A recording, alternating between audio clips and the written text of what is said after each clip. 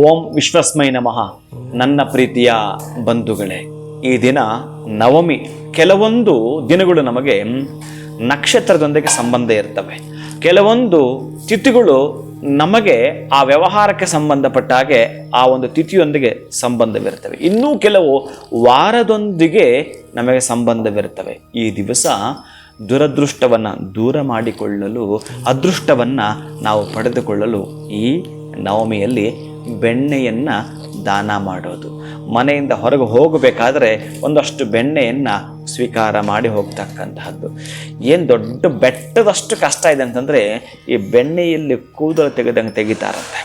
ಅಷ್ಟು ನಯವಾಗಿ ಮಾತಾಡುವಂಥದ್ದು, ಅಥವಾ ಕೆಲಸಕ್ಕೆ ಈ ಪದ ಬಳಸ್ತಾರ ಗೊತ್ತಿಲ್ಲ. ಒಟ್ಟಾರೆಯಾಗಿ ಈ ದಿನ ಈ ಮಂತ್ರವನ್ನು ಹೇಳ್ಕೊಳ್ತಾ ಕೇಳಿಸ್ಕೊಳ್ತಾ, ಅದೂ ಕೂಡ ಅತ್ಯಂತ ಅದ್ಭುತವಾಗಿರುತ್ತೋ ಕೃಷ್ಣನಿಗೆ ಸಂಬಂಧಪಡುವಂಥದ್ದೇ ಆಗಿರುತ್ತೆ. ಯಾಕೆಂದರೆ ಈ ಮಾಸ ಅವನಿಗಾಗಿ ಮೀಸಲು. ಆದರೆ ಆಯಾಯ ದಿನ ನಾವು ಮಾಡ್ಕೊಳ್ತೀವಲ್ಲ, ತೀರಾ ಸಣ್ಣದ್ದು. ಸುಪ್ರಭಾತದಲ್ಲಿ ಯಾರು ನಾನು ಹೇಳೋ ಮಂತ್ರವನ್ನು ಕೇಳಿಸ್ಕೊಳ್ತೀರೋ, ಅಥವಾ ನಾನು ಹೇಳ್ತಕ್ಕಂಥ ಆ ಸುಭಾಷಿತದ ಆ ಶ್ಲೋಕವನ್ನು ಕೇಳಿಸ್ಕೊಳ್ತೀರೋ, ಕಶ್ಚಿತ್ ಬರೆದಿಟ್ಕೊಳ್ಳಿ. ಆ ದಿನದ ಶುದ್ಧಿಯನ್ನು ಪಡೆದುಕೊಳ್ತೀರಿ, ಸಿದ್ಧಿಯನ್ನು ಮಾಡೇ ತೀರ್ತೀರಿ. ಅಂತಹದ್ದು ಮಂತ್ರ ಕೇಳಿಸ್ಕೊಳ್ತಾ ಇದ್ದಾರೆ.